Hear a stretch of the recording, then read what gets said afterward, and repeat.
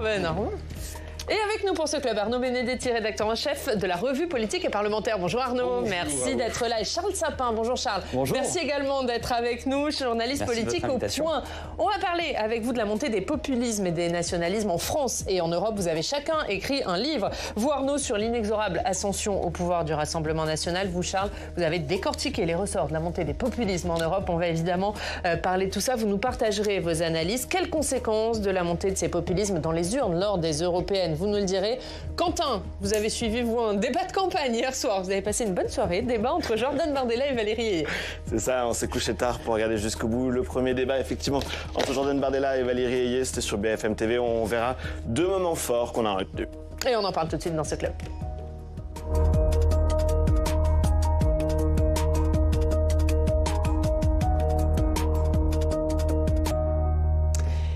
On va parler d'une des séquences de la question de l'Ukraine. Mais d'abord, Arnaud et Charles, je voudrais vous entendre sur cette question de l'Ukraine. Un mot rapidement qui s'invite dans la campagne, puisqu'hier, Emmanuel Macron a donné une interview au journal The Economist où il a remis sur la table ce sujet en n'excluant pas l'envoi de troupes au sol. Est-ce que vous comprenez, Arnaud, la stratégie d'Emmanuel Macron, notamment dans ce moment de campagne ? Alors par rapport à la campagne, c'est vrai qu'on peut considérer que, si vous voulez, ce type d'annonce a une dimension qui peut avoir susciter une forme d'anxiété, une forme d'inquiétude dans la population et dans l'opinion publique. Après, si vous voulez, j'allais dire, il est logique par rapport aux dispositions qui sont les siennes maintenant depuis un certain nombre de semaines, voire de mois, sur la question ukrainienne. On comprend que du côté d'Emmanuel Macron, la crainte, in fine, aujourd'hui, c'est de voir sur le terrain une rupture de la ligne de front en Ukraine, malgré l'aide américaine qui a été votée, je le rappelle, au Congrès, près de 61 milliards de dollars. Ensuite, quel est l'effet que ça peut avoir directement, encore une fois, sur la campagne ? On avait vu quelques sondages, il me semble, après ses premières déclarations, il y a maintenant 1 mois et demi, sur ce sujet-là. Et on avait vu quand même qu'une partie de l'opinion publique était pour le moins, je veux dire, dubitative, voire inquiète quant à l'éventualité d'envoi de troupes au sol. Mais en même temps, si vous voulez, ça correspond. Je crois qu'il y a une vraie cohérence, au moins chez Emmanuel Macron, c'est celle-là, c'est-à-dire cette espèce d'engagement qui est un engagement atlantiste, qui est un engagement européen aussi, et il décline en tout cas cet agenda. Pensons que de toute façon, cet agenda, alors si on essaye de voir les conséquences que ça peut avoir sur le plan interne, dans la dynamique des élections européennes, va consolider son socle électoral. C'est une bonne stratégie, Charles ? Je suis d'accord, il y a de la constance. Depuis 7 ans, en fait, à chaque rendez-vous électoral, Emmanuel Macron a un peu ce même réflexe de dramatisation de la campagne, de mettre en scène, selon le contexte, une sorte de dualité, d'opposition exclusive avec le Rassemblement national. Là, on voit, le candidat du Rassemblement national, Jordan Bardella, a une très confortable avance pour... même s'il paraît très compliqué de le faire, inverser les tendances. Le chef de l'État s'appuie sur un scénario extérieur en faisant du Rassemblement national, en fait, l'ennemi de l'intérieur, c'est-à-dire l'allié plus ou moins naturel de Vladimir Poutine, et en dramatisant cette situation, en montrant que l'Union européenne peut mourir sous les coups de boutoir de Vladimir Poutine, qu'il y a un risque existentiel, je le cite ici, pour l'existence de l'Europe, il appelle à lui un effet drapeau. C'est ce qu'il a fait déjà lors de 2019, lors des dernières élections européennes. C'est ce qu'il a fait d'ailleurs en 2022. Bien sûr. Voilà, si vous voulez, c'est une stratégie qui est constante et pas vraiment étonnante. Et il en a été question, évidemment, hier, lors du débat entre les deux principales têtes de liste. Voilà, on a parlé de l'Ukraine, effectivement, au bout de 55 minutes d'émission sur BFM hier soir. C'était clairement l'un des moments forts de l'émission. On sent que les deux candidats avaient préparé la séquence. Valérie Ayé, la candidate de Renaissance et de la majorité présidentielle, a taclé le président du RN sur sa position qualifiée d'ambiguë vis-à-vis de la Russie et de l'Ukraine. Regardez 1 minute d'échange entre les deux candidats hier sur BFM. J'entends votre soutien de façade aujourd'hui à l'Ukraine. Je regarde vos votes au Parlement européen. Pas une seule fois vous n'avez soutenu véritablement l'Ukraine. Je regarde vos votes aussi au Parlement européen. Monsieur Bardella, pas une seule fois vous n'avez soutenu l'opposant russe Alexei Navalny. Pas une seule fois. Quel vote vous me reprochez, madame ? Nous vous avons demandé de condamner les conditions de son emprisonnement. Par 6 fois, vous avez refusé de condamner ces conditions. Vous avez fini par le faire au lendemain de sa mort. Et vous étiez là quand sa veuve est venue au Parlement européen. Comment vous avez pu la regarder dans les yeux, Monsieur Bardella? Bon, réponse, Madame, Jordan Bardella. La guerre, c'est du sérieux. Vous voyez, c'est pas de la morale.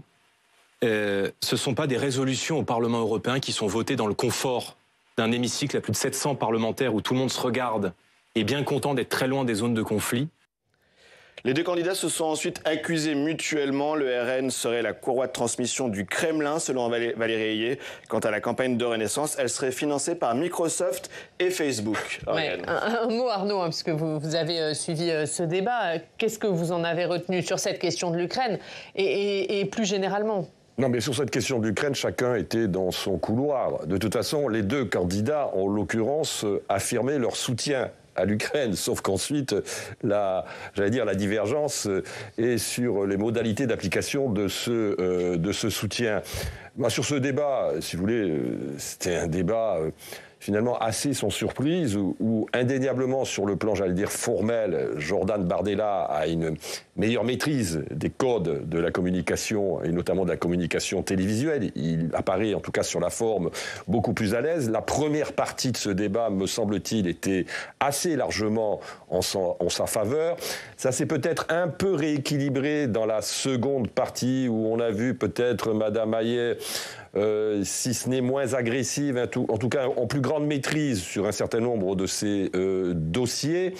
Mais globalement, ce débat ne va pas changer grand-chose finalement à la dynamique de l'élection.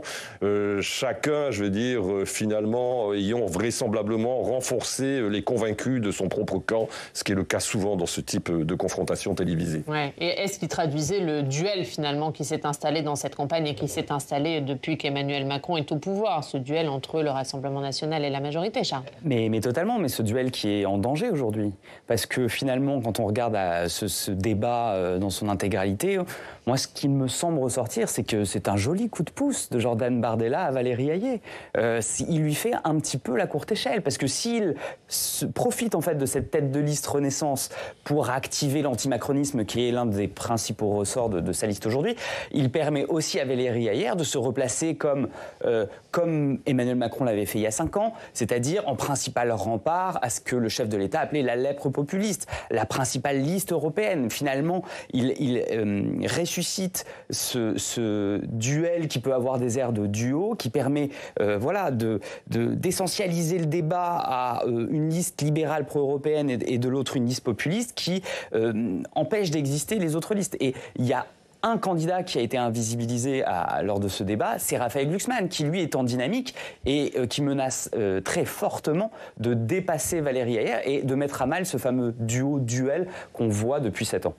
Jordan Bardella qui est largement en tête dans les sondages. Arnaud, est-ce qu'il est l'illustration de ce que vous décrivez, de ce que vous analysez dans votre livre, à savoir cette montée de plus en plus forte et le Rassemblement national qui se rapproche de plus en plus du pouvoir?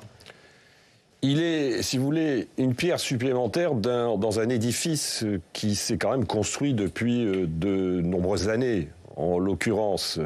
Ce qui est sûr, c'est que, si vous voulez, aujourd'hui, il y a un duo à la tête du Rassemblement national qui, là encore une fois, sur le plan, j'allais dire, de la symbolique, de la représentation, pour aller plus vite, de la communication politique, est redoutablement efficace, avec une sorte d'aigle à 2 têtes, avec un jeune homme qui a 28 ans, qui, encore une fois, est dans une très grande maîtrise de sa communication, qui peut, en tout cas, permettre d'approfondir le sillon vers la jeunesse. Je rappelle quand même que le vote du Rassemblement national est un vote qui comporte une dimension jeunesse extrêmement, aujourd'hui, vive et importante.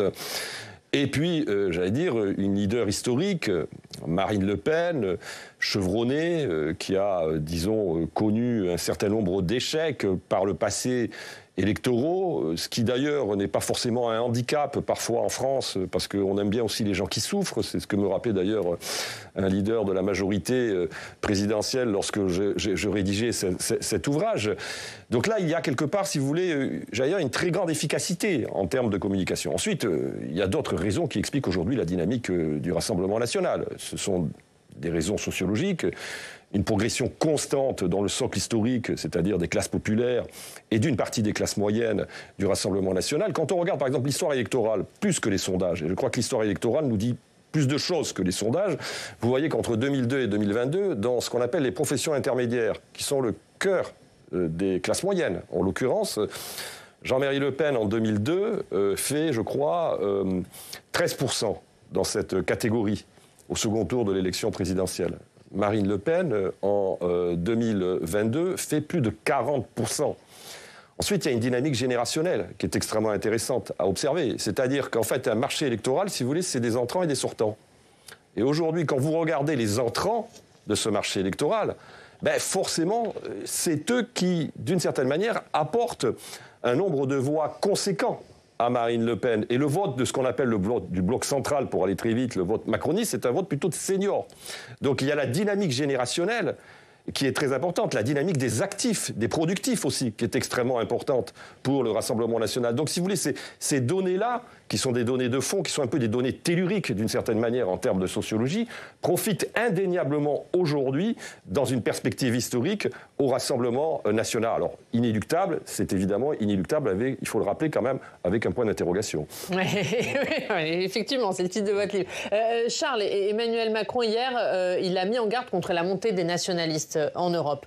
Vous qui avez étudié cette mécanique de la montée des nationalistes, quand Emmanuel Macron dit que les nationalistes en Europe sont tous des Brexiteurs cachés. Est-ce qu'il voit juste ou est-ce que c'est un peu caricatural ? En fait, c'est caricatural. Pourquoi ? Parce que c'est justement faire fi d'une évolution très intéressante que j'ai observée ces 5 dernières années.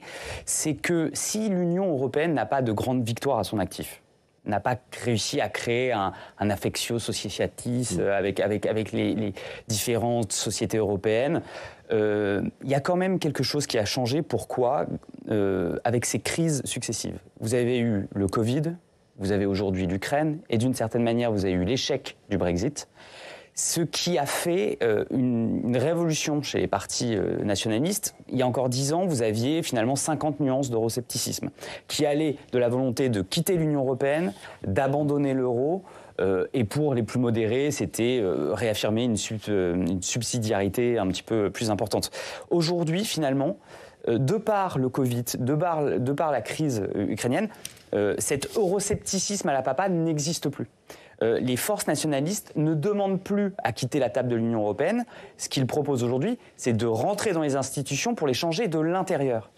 On voit finalement un recentrage de ce discours. Alors quand vous posez la question aux leaders nationalistes partout en Europe, ils disent mais pourquoi vous voulez plus quitter l'Union européenne ? Qu'est-ce qui a changé ? Il dit écoutez, on a une dynamique, on est en train de gagner, on ne va pas quitter la table quand on est en train de remporter la mise. Voilà. Ce qui est intéressant, c'est que du coup, toutes les forces nationalistes, maintenant, ont plus ou moins le même discours, qui est un discours eurocritique. C'est ça, changer les institutions de l'intérieur. Et parallèlement à ça, ce qui est intéressant, c'est que les forces libérales, pro-européennes, en 10 ans, de part aussi sous le joug de ces crises, ont été obligés de revoir leur discours. C'est-à-dire, il n'y a plus de discours devant une mondialisation qui serait extraordinaire. Même les forces les plus libérales sont obligées de reconjuguer la puissance, la frontière, la souveraineté. C'est intéressant, c'est que dans son interview, Emmanuel Macron essaye de redynamiser un clivage affadi par ces crises que l'Union européenne a connues, qui fait que les forces libérales se sont finalement un petit peu rapprochées dans le verbe des forces souverainistes, et les forces souverainistes sont moins eurosceptiques, exactement, merci beaucoup, que par le passé. Un mot, Quentin ? Oui, on voit un exemple de ce que vous venez de dire avec le recrutement, le ralliement de Fabrice Leggeri, qui est donc l'ancien directeur de Frontex, cette agence qui s'occupe des frontières européennes. Et effectivement, eh bien, ça a été vu comme un paradoxe, mais en fait, le Rassemblement national dit que c'est pour réformer de l'intérieur les institutions européennes et qu'ils veulent bien d'un Frontex, mais qu'il soit une agence vraiment pour expulser les migrants illégaux. Et donc, ils se disent comme ça, prêts à réformer de l'intérieur Frontex et non pas à refuser toute souveraineté extérieure de l'Union européenne sur ces questions d'immigration. Ouais. Et ça, c'est marquant. Tout à fait. Et justement, Quentin, puisque vous parlez d'immigration, ce que vous analysez aussi, vous, Charles, c'est qu'un des ressorts communs, finalement, à la montée de ces nationalismes et de ces populismes en Europe, c'est cette question de l'immigration. Alors ça, c'est très intéressant et c'est si vous voulez, moi, je me suis baladé pendant plus d'un an d'un bout à l'autre du continent européen. Et j'ai pu constater que, quelles que soient les frontières, quelles que soient les histoires nationales ou les modes de scrutin, vous avez des ressorts redondants d'un pays à un autre pour les forces nationalistes. Le premier, ça ne vous étonnera pas, c'est évidemment la question de l'immigration, ou plutôt la faillite des partis traditionnels à apporter une réponse pérenne à la question de l'immigration, que ce soit par l'intégration ou la réduction des flux. Et notamment de la droite, parce que vous expliquez aussi par l'affaiblissement des droites traditionnelles. Mais exactement. Mais en fait, il y a un exemple. La situation européenne nous donne presque, si vous voulez, une analyse. On se croirait dans un laboratoire. Vous avez deux pays quasiment similaires, hormis en termes de superficie, qui ont pris des choix aux opposés dans le tournant des années 2000 sur l'immigration. Vous avez la Suède.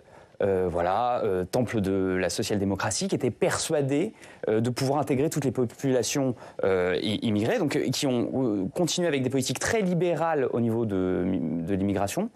Ce qui s'est passé, c'est que l'État social a été très largement privatisé, est tombé. Les forces nationalistes, qui étaient aux alentours de 1,5%, sont aujourd'hui la force la plus cardinale du pays. Et à côté, le Danemark, qui au contraire s'est dit on va protéger notre État social, Providence, et donc on va fermer les frontières. La force nationaliste du pays, qui était assez haut, qui était au-delà des 15%, aujourd'hui est complètement marginalisée politiquement, et aux alentours des 5%. Et le pouvoir social-démocrate a été réélu haut la main et a même battu son record en termes de voix. Arnaud, est-ce que c'est aussi là-dessus que surfe aujourd'hui le RN ? Et on a l'impression, mais vous allez nous dire, parce que vous avez étudié tout ça en profondeur, que Marine Le Pen, elle parle moins d'immigration que d'autres sujets. Par exemple, mercredi à Perpignan, elle a beaucoup parlé de la question de l'Europe sociale. Mais elle n'en a pas besoin d'en parler, puisque de toute façon, l'enjeu migratoire est associé à l'image du Front National devenu Rassemblement National depuis près de 40 ans. Je rappelle que c'est dès les années 70, alors que le Front National est groupusculaire, que la thématique de l'immigration est proposée par Jean-Marie Le Pen. À l'époque, c'est le slogan « 1 million d'immigrés, 1 million de chômeurs », qui est d'ailleurs soufflé par un théoricien de l'extrême droite qui s'appelle François Duprat, qui est un proche de Jean-Marie Le Pen à l'époque.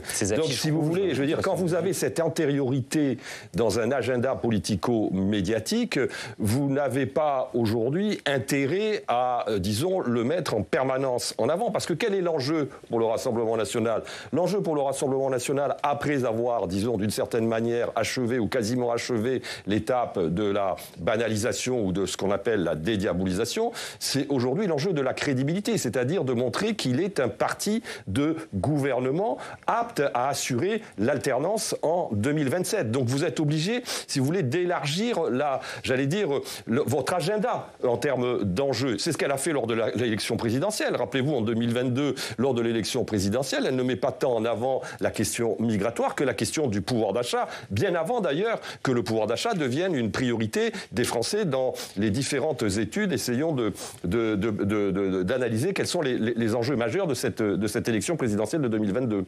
Quentin, l'immigration, on revient au débat d'hier, il en était évidemment question. Voilà, on va avoir un deuxième temps fort de la soirée d'hier, cette division irréconciliable sur l'immigration. Valérie Ayé qui a vanté les avancées du pacte asile et migration adopté début avril par le Parlement européen après des années de négociations. Valérie Ayé a défendu le texte qui vient combler un trou dans la raquette de la législation européenne, a-t-elle dit. En face, Jordan Bardella a déroulé l'argumentaire classique du parti. Regardez un extrait. Vous prétendez que Emmanuel Macron, avec le grand complot bruxellois, allait répartir des migrants partout dans nos villages. Moi, j'habite en Mayenne, Monsieur Bardella, et les migrants, je ne les ai pas vus, les migrants dont vous parlez. Et je vous rassure, la Mayenne ne sera pas grand remplacée. Moi, ce que je veux avec ce mécanisme de solidarité, c'est clair, c'est que les autres pays prennent leur part. Pourquoi ça devrait être toujours la France qui accueillerait les demandeurs d'asile? Parce que c'est ce dont on parle, Monsieur Bardella. Pour vous, madame, l'immigration, c'est pas un problème, c'est un projet. Moi, j'ai grandi, madame, et je me suis engagé politiquement en Seine-Saint-Denis. Et je me suis engagé politiquement pour que le quartier dans lequel j'ai grandi, que mon pays ne ressemble pas à la Seine-Saint-Denis et au quartier de Seine-Saint-Denis dans lequel j'ai grandi. Parce que les Français, madame, ils ont une inquiétude. C'est de se réveiller un matin et de ne plus reconnaître la France, de ne plus reconnaître le pays dans lequel ils ont grandi. Et il y a des millions de Français, madame, qui nous regardent ce soir et qui ont le sentiment, dans d'innombrables quartiers de France, d'être devenus des étrangers dans leur propre pays. Voilà, Jordan Bardella qui a continué en accusant son adversaire de vivre dans un monde de bisounours. Valérie Ayé a conclu la séquence en dénonçant la vision simpliste de Jordan Bardella, Oriane. On le voit, deux visions irréconciliables, messieurs. Charles, c'était un moment que vous avez retenu également? Oui, tout à fait. C'était intéressant d'ailleurs de voir finalement cette opposition entre Jordan Bardella qui oppose à Valérie Ayé le bilan d'Emmanuel Macron et Valérie Ayé qui lui oppose en fait des arguments moraux. Elle l'a fait pendant tout le débat sur Jean-Marie Le Pen et sur l'immigration aussi. Ce qui est intéressant, et juste pour rebondir, c'est que Valérie Ayé dit voilà, la France prend trop sa part dans la part de l'immigration et c'est pour ça qu'on a fait le pacte asile-immigration, c'est pour que les autres pays, notamment les pays de l'Est, prennent leur part. Alors en fait, pas du tout. Le pacte asile et immigration a été justement mis en place pour que la France prenne sa part, parce qu'elle était accusée de ne pas le prendre assez vis-à-vis de l'Italie. Et pour ce qui est d'envoyer des migrants, des immigrés, voilà, à l'est de l'Union européenne, eux ne le veulent pas. Donc voilà, c'était intéressant. Mais en effet, on voit bien que là, c'est projet contre projet et qu'il y a un effet presque de miroir inversé entre les deux candidats. Ouais, on va parler des différents types de nationalisme. Vous avez beaucoup étudié, évidemment, Arnaud, le Rassemblement national. Il y a quelques minutes, on recevait Marion Maréchal, qui, elle, représente Reconquête. Et on va voir qu'il y a des divergences énormes entre Reconquête et le Rassemblement national. Des concurrents avec qui j'ai des divergences, parfois aussi, évidemment, des choses en commun. Je continue de défendre cette idée qui m'apparaît incontournable en France comme au niveau européen de pouvoir travailler ensemble. Maintenant, quand le Rassemblement national attaque parfois avec des attaques de mauvaise foi sur soi-disant une ambiguïté avec Ursula von der Leyen ou un vote perdu, je réponds. Et je réponds quoi? Je dis il n'y a pas de vote perdu aux élections européennes pour une raison simple, c'est que pour avoir des élus, il faut faire 5%. Il y a différents types de nationalisme aujourd'hui, Arnaud? Il y en a toujours eu. Il y en a toujours eu, et Charles Sapin en parlera certainement beaucoup mieux que moi. Je veux dire, en Europe, il y a un camailleux de populisme. D'ailleurs, on le voit bien, sur la question ukrainienne, tout le monde n'est pas d'accord. Mais c'est vrai qu'il y a un fond commun, en l'occurrence, c'est d'une certaine manière la question de l'identité, et notamment du rapport à l'immigration. Ça, je crois que c'est quelque chose qui réunit tout ce que l'on appelle les populismes. D'ailleurs, il faudrait peut-être revoir aussi ce mot, qui est un mot un peu fourre-tout, en l'occurrence, qui d'ailleurs n'a pas toujours été négatif dans l'histoire politique. Mais enfin, je crois que, si vous voulez, la différence aujourd'hui entre le Rassemblement national et Reconquête, c'est une différence, j'allais dire, sur le plan d'abord économique, clairement.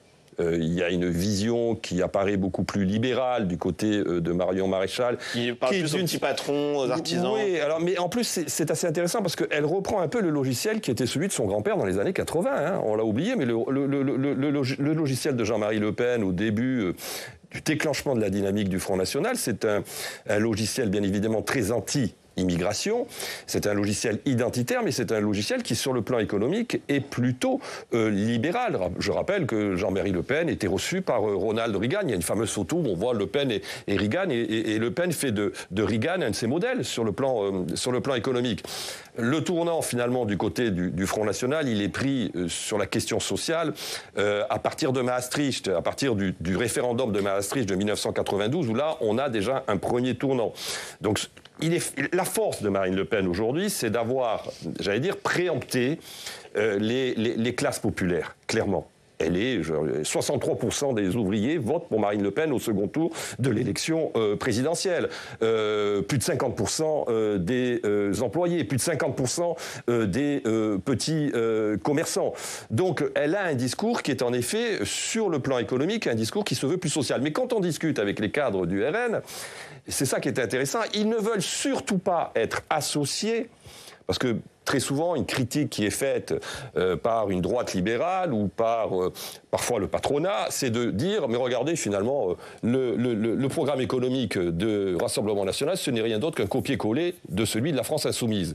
Alors ça, c'est quelque chose qu'ils réfutent, évidemment, parce qu'ils ont compris que de toute façon, si demain ils sont au pouvoir, il faudra, je veux dire, envoyer des signaux forts, notamment au monde économique. Et on voit bien que là aussi, sur ce logiciel-là, il y a quand même une évolution qui est en train de se faire et de s'effectuer du côté du Rassemblement national. Mais il faut tenir les deux bouts de la chaîne, c'est-à-dire être en capacité, en effet, de pouvoir fidéliser son cœur électoral et en même temps de l'élargir en pouvant parler, je veux dire, au milieu économique.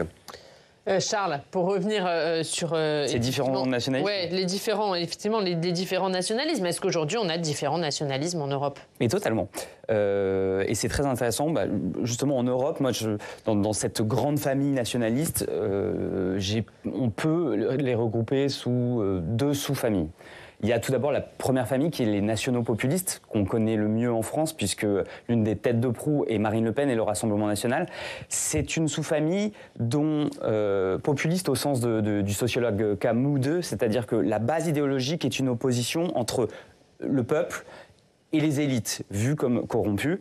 Ce sont des nationalistes qui veulent transcender le clivage entre droite et gauche et pour qui les questions sociales sont plus importantes que celles sociétales. Ce qui est très très différent de la seconde sous-famille, qui est la famille des nationaux conservateurs, dont l'égérie sans conteste est Giorgia Meloni depuis son élection à la tête de l'Italie, où là c'est très différent. Il n'y a pas cette opposition aux élites. Certains nationaux conservateurs d'ailleurs se revendiquent de l'élite. Eux se revendiquent de la droite, ils ne sont pas ni droite ni gauche, c'est vraiment une droite radicale, conservatrice, et les questions sociétales sont plus importantes que les questions sociales. Pourquoi ? Parce qu'ils ont une vision civilisationnelle et ils s'opposent, c'est vraiment leur ADN, s'opposent à toute révolution anthropologique ou sociétale radicale. Pour résumer cette opposition entre ces deux nationalismes, il suffit de prendre d'un côté Marine Le Pen et de l'autre Giorgia Meloni. Marine Le Pen dit ne pas savoir ce que c'est que la droite, Giorgia Meloni se revendique de droite. Marine Le Pen dit que les sujets sociétaux sont une diversion par rapport aux vrais sujets qui sont des sujets sociaux. Giorgia Meloni a fait campagne notamment se revendique une disciple de Roger Scruton qui est l'un des penseurs contemporains, les penseurs du conservatisme. Et ça se voit, vous avez raison, sur cette question très importante de l'Ukraine, c'est-à-dire que Marine Le Pen, comme beaucoup de populistes, est liée, a été liée avec Russie Unie, le parti de Vladimir Poutine avant l'invasion de l'Ukraine, tandis que Giorgia Meloni est une atlantiste et un des premiers soutiens de l'Ukraine. Ouais, et on va parler de Giorgia Meloni, on va voir ce qui s'est passé à Milan. C'était lundi, cette manifestation de néo-fascistes dans les rues de Milan. Arnaud, je ne sais pas si vous voulez commenter, ou peut-être un mot de Charles. Est-ce que c'est un épiphénomène ou est-ce qu'on est vers une résurgence, vers une libération d'une forme de nationalisme le plus dur? Non, alors en fait, ça c'est un groupe très connu en Italie qui s'appelle Casa Pound. Donc c'est un mouvement néo-fasciste. Néo-fasciste, oui. C'est des images qu'on voit régulièrement 2 fois par an. En fait, ils sont des rassemblements. En termes de nombre, ça stagne, c'est de façon constante.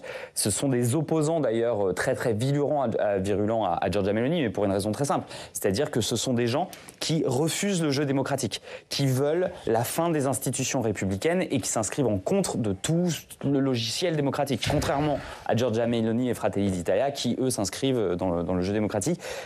C'est une forme c'est des cohortes en fait de nostalgiques du régime de Mussolini, prégnant dans une partie de l'Italie. On a ces groupuscules qui sont... là, les images sont très, très impressionnantes, mais ce sont des groupuscules qui sont assez marginaux. C'est marginal, ça ne traduit pas une résurgence. Un peu partout en Europe. Oui. Pour vous, c'est marginal.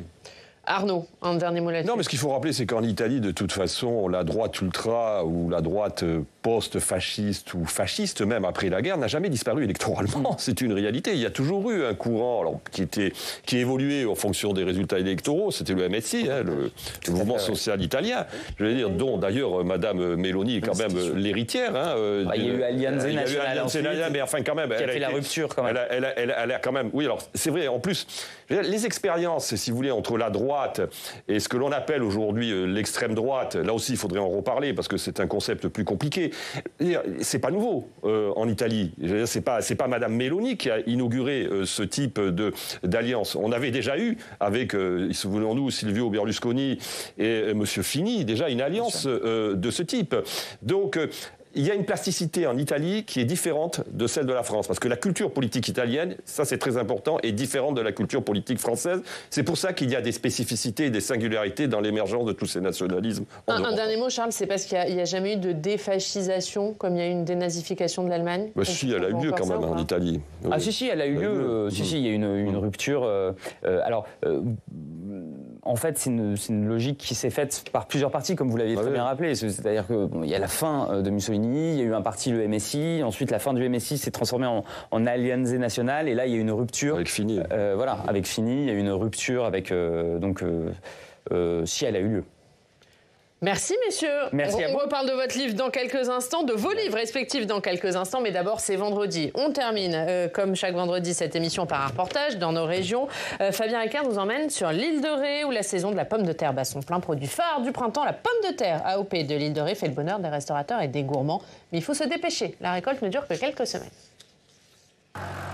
Elle est récoltée tôt le matin, avant les premières chaleurs.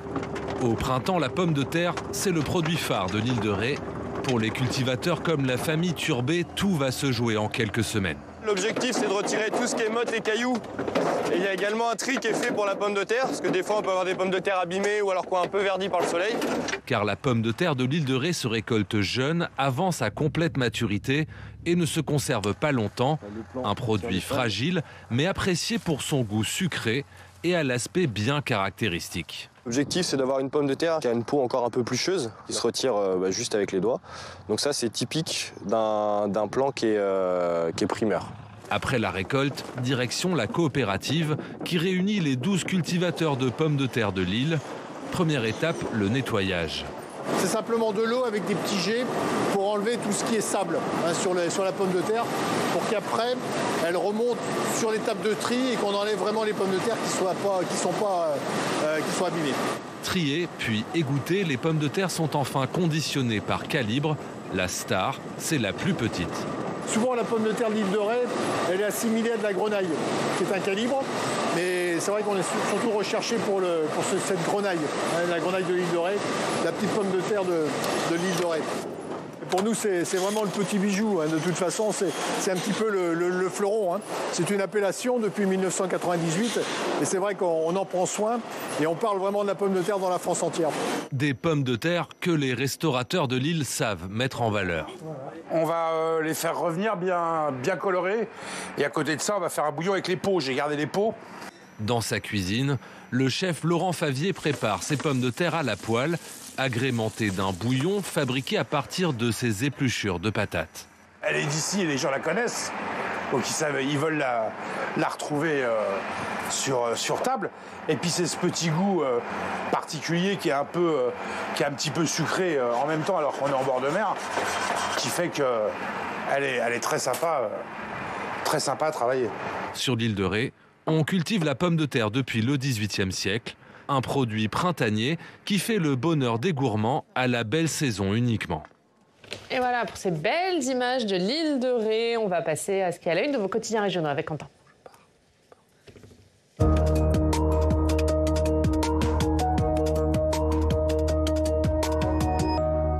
Et Quentin, on commence par ce drame dans l'Aisne mercredi soir pendant les orages.